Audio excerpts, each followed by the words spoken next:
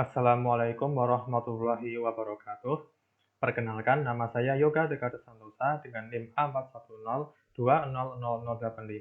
dari Universitas Muhammadiyah Surakarta, Fakultas Keguruan dan Ilmu Pendidikan, Program Studi Pendidikan Matematika.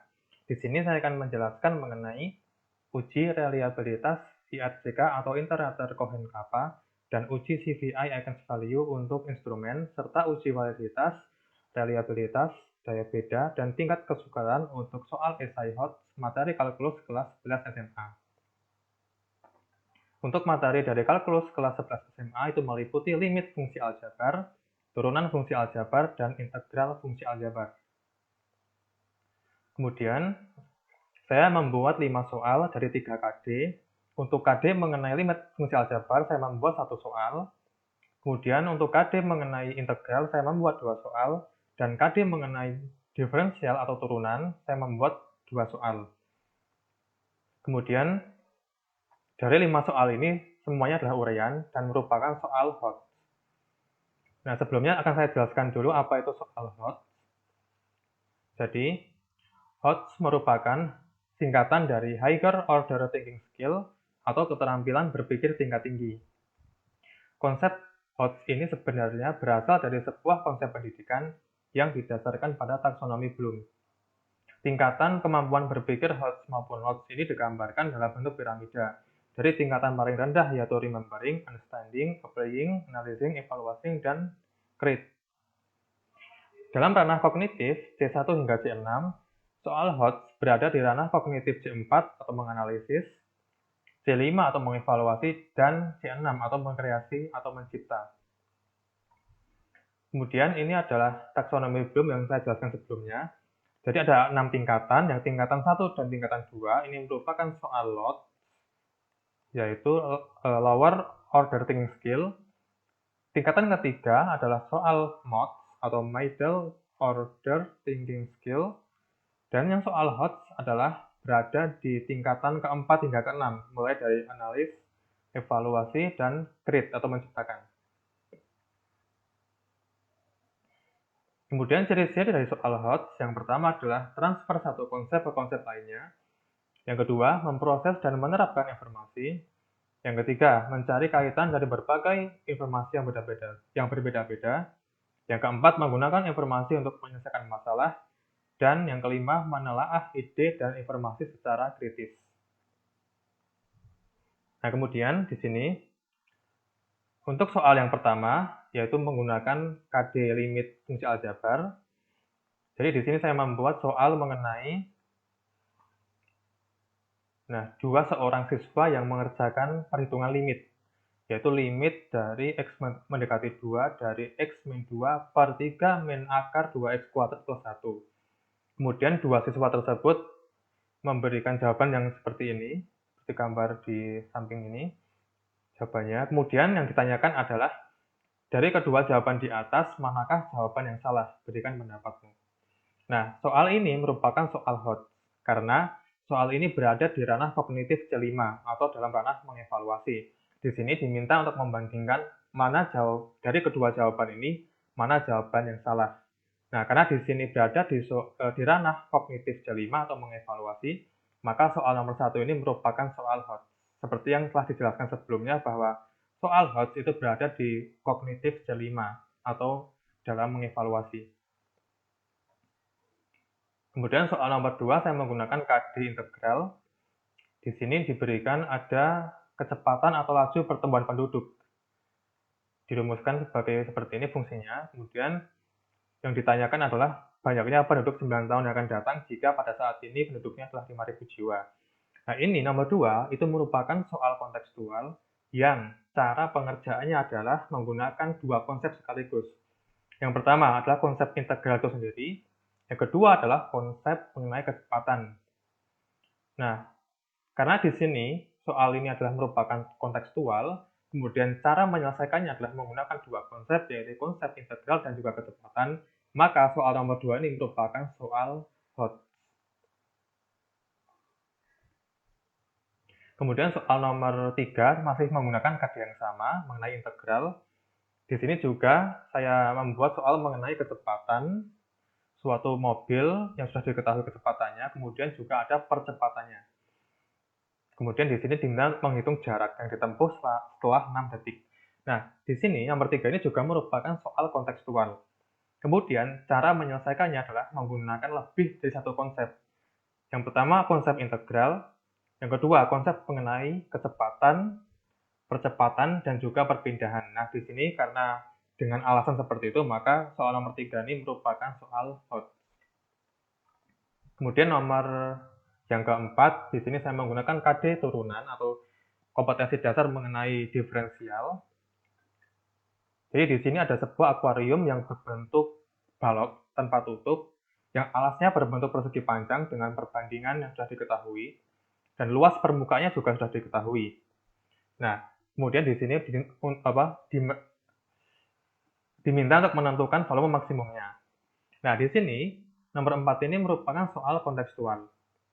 Kemudian, cara menyelesaikannya ini menggunakan konsep diferensial dan juga konsep geometri, di mana di sini untuk konsep geometrinya adalah untuk menghitung volumenya secara umum. Kemudian di sini juga ada namanya perbandingan, konsep perbandingan. Maka di sini menggunakan konsep geometri sekaligus turunan. Turunan digunakan untuk menghitung volume maksimumnya. Jadi di sini nomor 4 ini merupakan soal hot karena merupakan soal kontekstual, kemudian cara menyelesaikannya menggunakan lebih dari satu konsep. Soal yang terakhir adalah soal masih menggunakan KD yang sama, yaitu menggunakan KD mengenai turunan atau diferensial. Nah, tadi nomor 4 yang ditanyakan adalah volume maksimum, maka nomor 5 ini saya buat untuk yang ditanyakan adalah luas maksimumnya. Di sini juga menggunakan konsep geometri juga untuk menyelesaikannya, yaitu di sini diketahui kawat sepanjang 80 meter dibentuk 3 buah persegi panjang. Nah, maka nanti konsep geometri untuk menghitung luas persegi panjang digunakan di sini. Kemudian luas maksimum menggunakan konsep diferensial atau turunan. Nah, jadi karena di sini nomor 5 ini soalnya kontekstual dan cara menyelesaikannya menggunakan lebih dari satu konsep, maka di sini dikatakan sebagai soal hot. Nah, kemudian setelah saya membuat soal seperti ini, maka saya mengujikan suatu instrumen atau lembar validasi kepada 2 orang validator. Ini adalah tampilan dari lembar validasinya seperti ini. Ada 3 aspek. Yang dari 3 aspek itu ada 14 pernyataan di dalamnya. Kemudian validator diminta untuk mengisi sesuai kolom yang disediakan dengan angka 1, 2, 3, atau dengan angka 4, di mana 1 adalah sangat tidak setuju, 2 tidak setuju, 3 setuju, dan 4 sangat setuju. Di sini juga ada ada saran dan komentar, dan juga ada bagian kesimpulan di sini.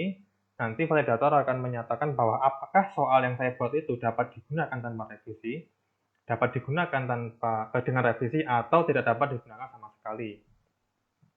Nah, untuk validatornya, di sini saya mengujikan kedua validator yang merupakan guru SMA, yaitu guru matematika SMA. Karena di sini saya membuatnya soal tingkat SMA, maka saya ujikan kepada beliau-beliau ini. Nah, untuk yang pertama, itu ada Bapak Adi Purnomo.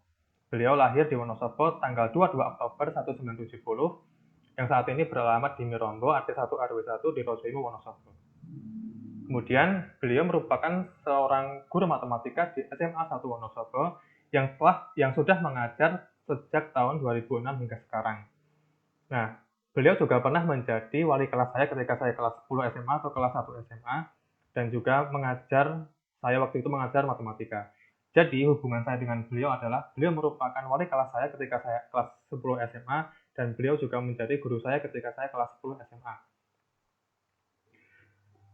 Kemudian ini adalah bukti korespondensi saya dengan beliau, seperti ini.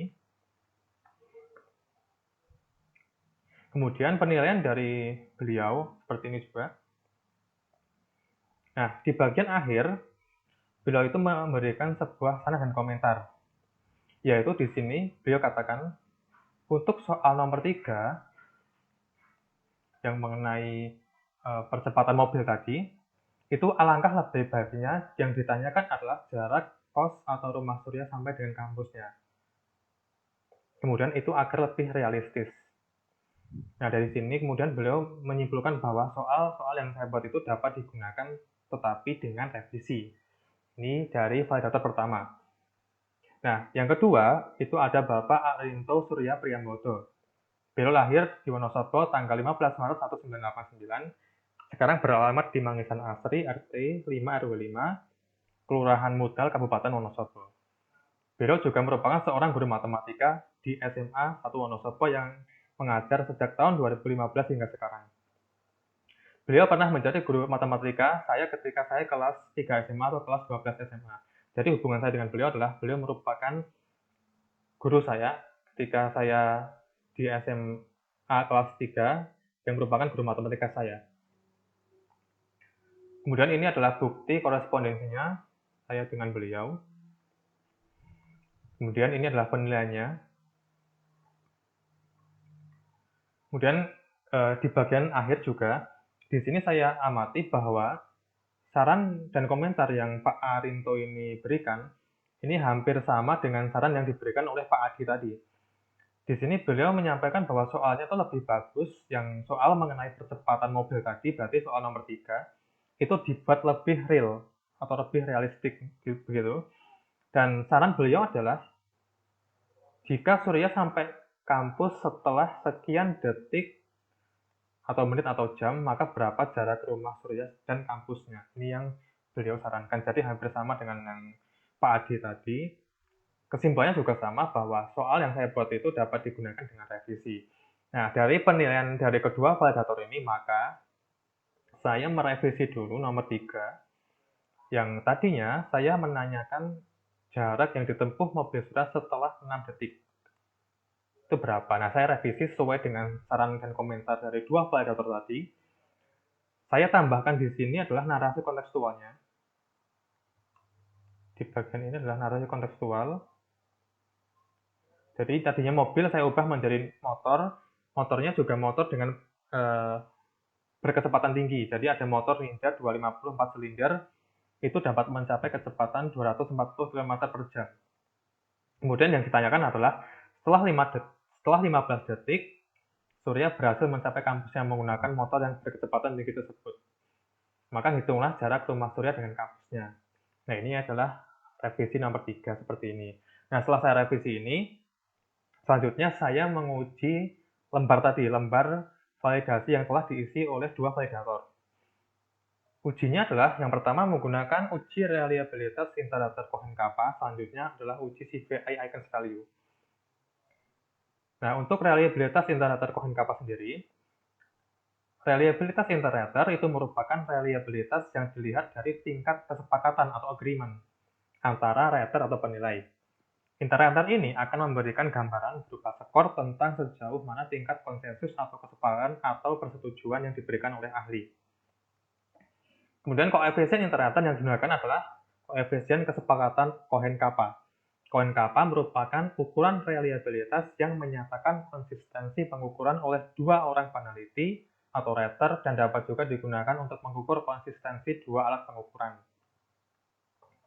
Kemudian untuk CVI Eigenvalue, CVI merupakan kepanjangan dari Content Validity Index yang merupakan salah satu pendekatan yang digunakan untuk mengevaluasi validasi isi.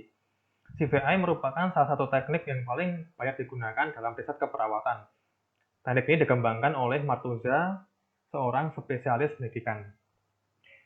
Kemudian CVI adalah salah satu formula yang paling sesuai untuk digunakan dalam menguji validitas konten media pembelajaran interaktif berorientasi model kreatif problem solving, karena validator yang dilibatkan dalam pengujian validasi ini lebih dari satu orang, terkait dengan evaluasi ahli media, ahli isi, dan ahli desain pembelajaran. Kemudian Eigen pada tahun 1985 merumuskan formula Eigenvalue untuk menghitung konten validity coefficient yang didasarkan pada hasil penilaian dari panel ahli sebanyak N orang terhadap suatu item dari segi sejauh mana item tersebut mewakili konstruk yang diukur. Nah, kemudian yang pertama, ini adalah hasil dari analisis reliabilitas integrator Cohen-Kappa-nya. Nah, di sini ada soal nomor 1 hingga nomor 5. Sudah saya uji semuanya. Jadi di sini ada 14 pernyataan tadi. Nah, kemudian saya akan jelaskan dulu. Di sini, saya inputkannya adalah 0 dan 1. Padahal tadi di awal bahwa yang validator tadi menginput angka 1 sampai dengan angka 4. Nah, mengapa saya ubah seperti ini? Karena di sini untuk memudahkan dalam pengujian. Jadi, karena tadi poin nomor 1 dan nomor 2 tadi adalah sangat tidak setuju dan setuju, maka saya ubah ini menjadi 0. Jadi 0 ini adalah interval dari 1 sampai 2. Kemudian yang poin 1 ini adalah 3 sampai 4, karena 3 dan 4 tadi adalah sangat setuju dan setuju begitu. Jadi saya ubah menjadi 1.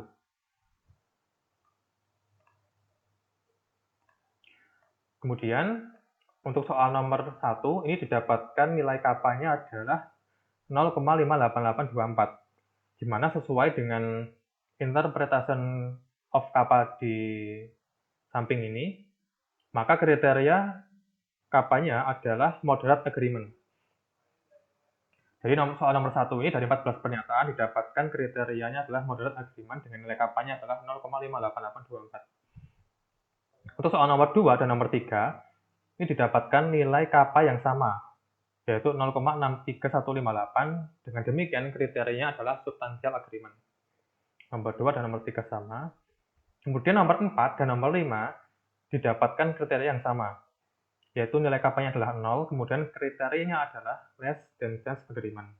Nah, di sini, karena tadi nomor 2 dan nomor 3 ini memiliki nilai kappa yang paling tinggi, yaitu 0,63158 dan didapatkan kriteria substantial agreement, maka di sini kedua validator tadi adalah saling konsisten. Maka karena saling konsisten, maka tidak perlu diganti lagi. Kemudian saya bisa melanjutkan ke ujian selanjutnya, yaitu uji CVI Eigenvalue.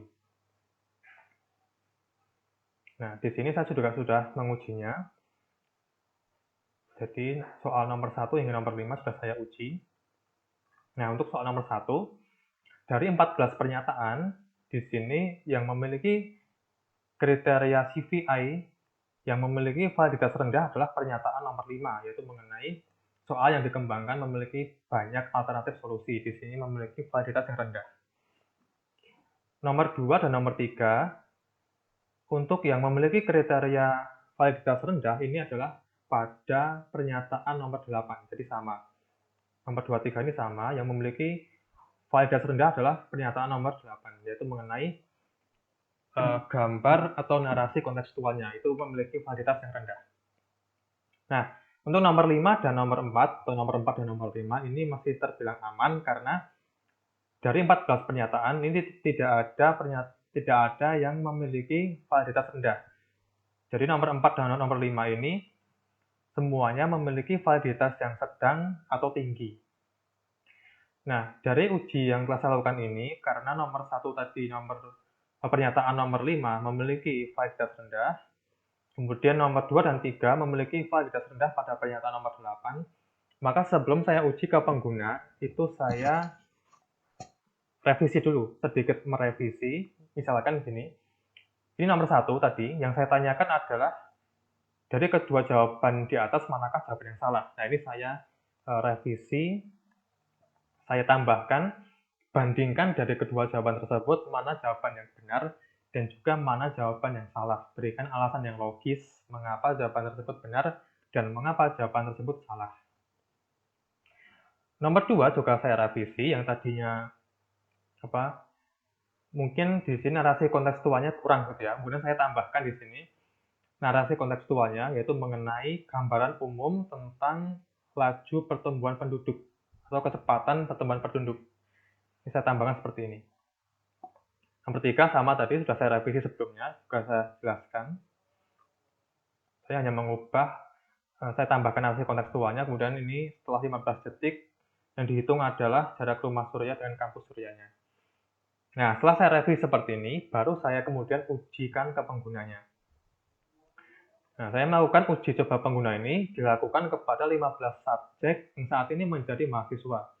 Tentunya mahasiswa non-matematika di berbagai universitas atau perguruan tinggi tertentu. Kemudian daftarnya adalah seperti ini. Nomor 1, nomor 2, 3, 4, 5, 6, 7.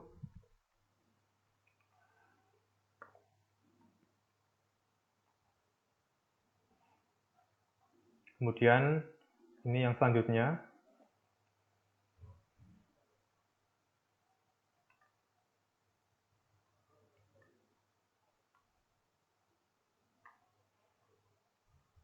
Nah, kemudian saya mengujikan 5 soal tadi kepada 15 responden ini. Kemudian ini adalah buktinya, bukti korespondensinya. Di sini akan saya tampilkan 2 buktinya korespondensi saja. Ini adalah teman saya yaitu Huda Dia Ulhab. Dia merupakan mahasiswa hubungan internasional Universitas Muhammadiyah Yogyakarta. Ini adalah buktinya, korespondensinya. Kemudian yang kedua ini ada teman saya yaitu Bagus Hanafi yang merupakan mahasiswa ilmu tanah Universitas 11 Maret. Jadi pertama saya menghubungi lewat DM, lewat Instagram, kemudian saya beralih ke WA. Seperti ini. Nah, kemudian jawaban-jawaban dari mereka sudah saya kumpulkan dari 15 responden tadi. Itu sudah saya kumpulkan yaitu di file ini. Jadi ini adalah jawaban dari Adias hingga Zidan tadi, 15 responden sudah saya kumpulkan. Kemudian misalkan di sini akan kita pilih misalkan jawaban yang dipilih misalkan jawaban dari Bagus dan jawaban dari Huda misalkan. Nah, sebelumnya saya akan menampilkan dulu kriteria penilaian yang saya lakukan. Jadi untuk soal nomor 1 ini saya beri skor maksimalnya adalah 10. Nomor 2 30, nomor 2 30, nomor 3 30, nomor 4 15 dan nomor 5 15. Nah, kemudian ini adalah jawaban dari Bagus tadi. Jadi skor nomor 1 adalah 10, maka saya berikan dia skor 8 karena di sini dia belum spesifik dalam menyatakan di mana letak kesalahan jawaban dari Zanuba. Belum dia sebutkan secara spesifik. Maka saya berikan dia nilai 8. Nomor 2, skor maksimum adalah 30, saya berikan dia nilai 5 karena dia langsung mensubstitusikan angka 9 ke dalam fungsinya. Padahal ini adalah konsepnya integral. Jadi ini kurang tepat, saya berikan 5. Nomor 3 juga saya berikan nilai 5. Nomor 4 saya berikan 5 dan nomor 10 saya berikan nomor 5 saya berikan 10. Seperti ini. Kemudian ini jawaban dari Huda. Nomor 1 ini saya berikan nilai 5. Nomor 2 adalah 5. Nah, nomor 3 milik dia ini saya berikan 30 karena dari awal hingga akhir dia memiliki langkah-langkah dan jawaban yang tepat. Jadi nilai 30. Nomor 4 15 juga sama karena dia bisa menyelesaikannya dengan tepat. Nomor 5 juga dapat menyelesaikan dengan tepat. Maka dia mendapat skor sempurna itu nomor 3, 4, dan nomor 5. Nah, untuk jawaban yang lain juga sebenarnya sudah saya koreksi. Dari jawaban milik Adias tadi hingga Zidan sudah saya koreksi semuanya. Nah, kemudian setelah saya koreksi dari jawaban mereka, saya kemudian uji atau analisis butir soalnya itu menggunakan Anates. Jadi nanti akan saya uji validitas, reliabilitas, daya beda, dan tingkat kesukaran dengan aplikasi Anates. Nah, ini adalah tampilannya untuk aplikasi Anates, seperti ini untuk uraian. Kemudian ini adalah data mentahnya. Jadi nilai-nilai yang sudah saya inputkan tadi, yang sudah saya koreksi tadi, saya inputkan ke sini. Jadi di sini ada skor idealnya. Nomor 1 10, nomor 2 30, nomor 3 30, nomor 4 15, nomor 5 15. Ini adalah datanya. Ini adalah nilai-nilai dari 15 responden yang sudah saya inputkan. Kemudian selanjutnya ini adalah penskorannya. Nampak di sini bahwa responden yang mendapatkan nilai tertinggi adalah didapatkan oleh Bari Nur Alireza dan Isna Rohadatul Ais dengan skornya 98. Yang terendah didapatkan oleh Muhammad Hasani dan Zidan, didapatkan 25. Nah, kemudian yang pertama adalah mengenai validitas soalnya. Di sini saya amati bahwa Anates ini dia menggunakan taraf intensitas yaitu 1%. Nah, kenapa begitu? Karena di sini saya melihat soal nomor 5 didapatkan R hitungnya atau korelasinya adalah 0,535. Ternyata di sini tidak valid atau tidak signifikan. Nah, karena tadi saya objeknya adalah 15 atau respondennya itu sebanyak 15 subjek, maka DF di sini adalah 15 dikurangi 2, maka yang jadi patokan adalah yang 13 ini. Ini jadi patokan untuk menentukannya. Nah, ternyata 0,535 ini tidak valid. maka dia menggunakan patokan 0,641 yaitu syarat 1%. Maka di sini tidak signifikan. Berarti anak tes ini secara setelah saya analisis ternyata dia menggunakan yang 1%. Nah, tapi di sini saya akan menggunakan yang 5% saja. Jadi patokan saya adalah 0,514. Artinya soal nomor 5 ini adalah valid atau signifikan. Jadi kesimpulannya, untuk validitas soal nomor 1 ini tidak valid karena di sini ada hitungnya atau korelasinya adalah 0,411. Ini jelas kurang dari 0,514 yang merupakan R tabelnya. Dan nomor 2 sampai nomor 5 ini adalah signifikan atau valid semua. Yang kedua adalah mengenai reliabilitas soal. Didapatkan di sini adalah nilainya, reliabilitasnya adalah 0,85. Nah, sesuai dengan tabel kriteria reliabilitas di atas, maka soal tersebut memiliki reliabilitas yang tinggi karena reliabilitasnya tadi adalah 0,85, maka kriteria adalah kriteria tinggi. Yang selanjutnya adalah mengenai daya beda soal. Nah, ini adalah tampilan untuk kelompok unggul atau kelompok atas dan kelompok kasar atau kelompok bawahnya ini. Di sini juga ada rata-rata skor dan juga kesimpulan babnya juga sudah ditampilkan di sini. Kemudian yang selanjutnya, nah ini adalah daya bedanya didapatkan, dan ini adalah tabel klasifikasinya. Jadi sesuai dengan uji daya beda soal dan klasifikasi daya beda soal di atas, maka didapatkan yang pertama. Soal nomor 1, itu memiliki daya beda 7,5%. Maka sesuai dengan klasifikasinya, maka nomor 1 ini memiliki kriteria daya beda yang sangat buruk, sehingga soal harus dibuang atau tidak dapat digunakan. Soal nomor 2 memiliki daya beda 83,33%, maka kriterianya sangat baik. Nomor 3 memiliki daya beda 79,17%, maka kriterianya sangat baik. Nomor 4 memiliki kriteria 58,33%, maka kriterianya sangat baik juga. Dan nomor 5 memiliki daya beda 33,33%, maka kriterianya adalah baik. Yang terakhir adalah tingkat kesukaran soal. Di sini didapatkan bahwa soal nomor 1 sampai nomor 4 kriterianya adalah soalnya sedang. Dan nomor 5 adalah mudah. Nah, ini sesuai dengan tabel interpretasi tingkat kesukaran bahwa 0 sampai 15% di sini adalah sangat sukar, 16 sampai 30% sukar, 31 sampai 70 sukar sedang, 71 hingga 85 mudah, dan 86 sampai 100% itu sangat mudah. Jadi sudah sesuai. Nah, sehingga dari uji yang telah saya lakukan sebelumnya, maka saya bisa menarik sebuah kesimpulan di sini.